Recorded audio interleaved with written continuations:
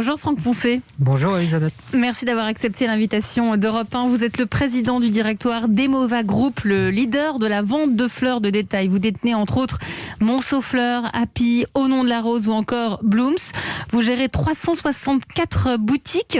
Alors, l'une des belles surprises de cette période, parce qu'il y en a et nous, à la France Bouge, on est là pour vous en parler, c'est l'engouement pour l'achat de fleurs. Comment se porte le marché des fleurs, mais aussi celui des plantes ? Alors, si on exclut les périodes de confinement et qu'on nuance le couvre-feu, le marché se porte plutôt bien.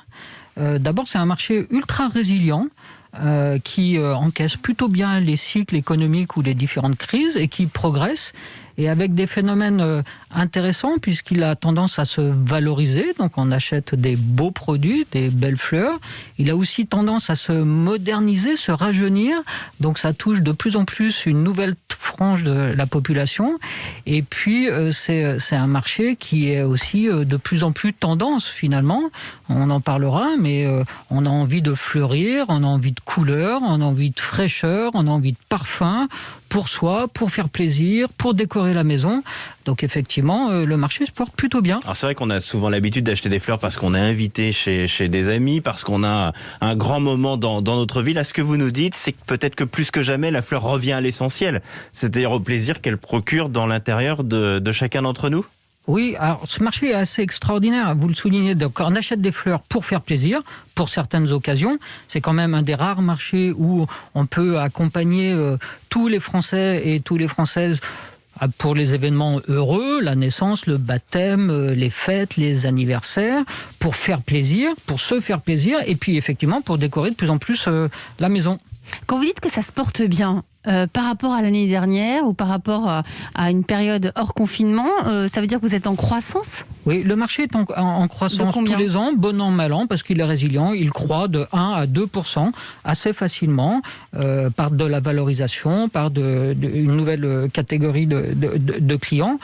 Alors c'est sûr que le confinement ne nous a pas aidés. Quand on nous qualifie de commerce non essentiel, c'est quand même assez difficile à accepter.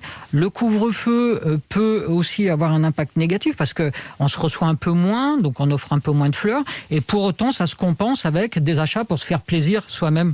Mais justement, est-ce que vous craignez un possible élargissement du couvre-feu à peut-être toute la France ? C'est une des pistes qui est aujourd'hui sur la table. Elle est en rien confirmée pour le moment.